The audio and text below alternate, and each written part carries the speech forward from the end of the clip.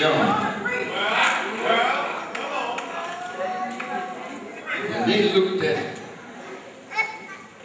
the man that was born blind, that now could see. They were cussing Jesus. They were saying he was a no good man. You see what he did? He's not a good man. But the blind man said, I don't know whether he's good or not.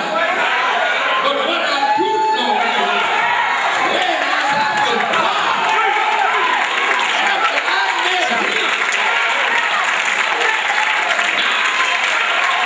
I see. And this man, James Luther Bevel, has not gotten his reward yet, because the historians have to gather his life. And when the history is written, when it is written, he'll be there. So in closing, to the family, I thought about you.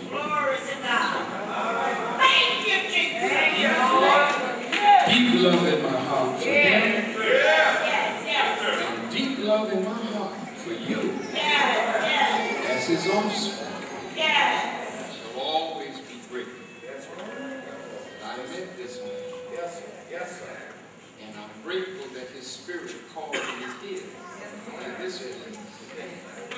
That I could be with John Lewis. That I could be with Andrew Young. That I could be with all the various movements that were started by the sacrifice of so many. I'm honored to be in your company. I'm honored to walk behind the casket of my brother. Because I pray that when God is finished with me, that he will look upon my labor as well as my faults. But my faults and my sins, the scripture says, when he loves his servant, he takes their sins and he throws them in the sea of forgetfulness. So let's do that for you tonight. Let's not feed on the wrong. Let's feed on the good, because it's the good that elevates us.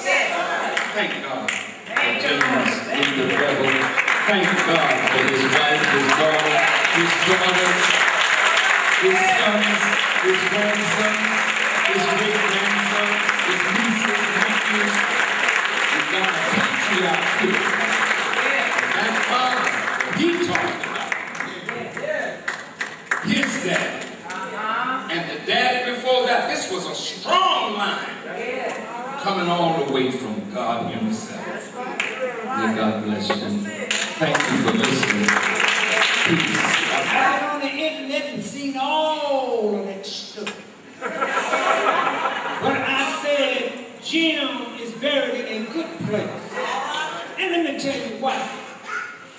Not because he's close to the Edmund Pettus Bridge or the Selma March.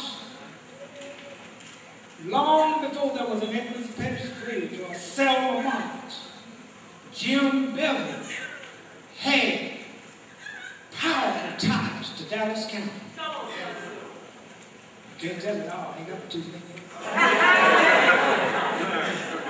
In the early 1800s, in a coffin of slaves that was delivered from Virginia to the Black Belt of Alabama, you see, they had cut off bringing slaves into the country, and they had grew up a slave factory in Virginia and in the East Coast states where they just made babies just to ship them off to Alabama and Mississippi.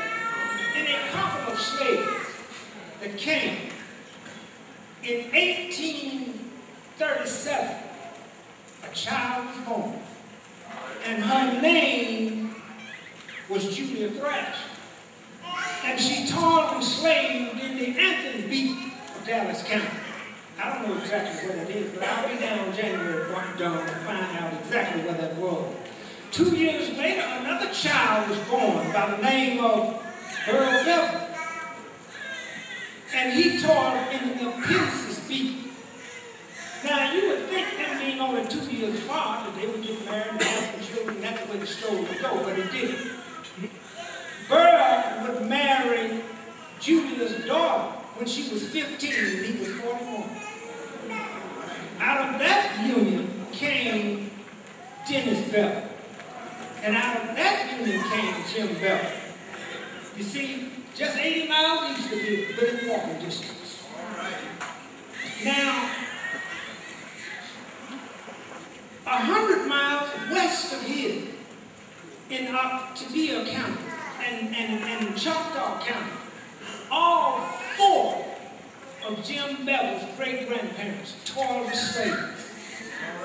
The brother was speaking earlier about us not knowing our history. Some of you don't know that thing y'all attribute to Jim Bevel, that was not Jim Bevel. That was Julia Thrash, whose motto was, I ain't gonna treat nobody, and I will be GD if anybody's gonna mistreat me. So Jim is in a good place because unlike I buried my father 35 years ago, and I would bet you with my brothers and sisters here, you couldn't count on the time, on one hand, the time that they went back to David's grave. They don't know what has happened to that big sweet gum tree. But here, I know Jim's grave will be kept clean. You know why? Because the first person that I met when I got here was Fanny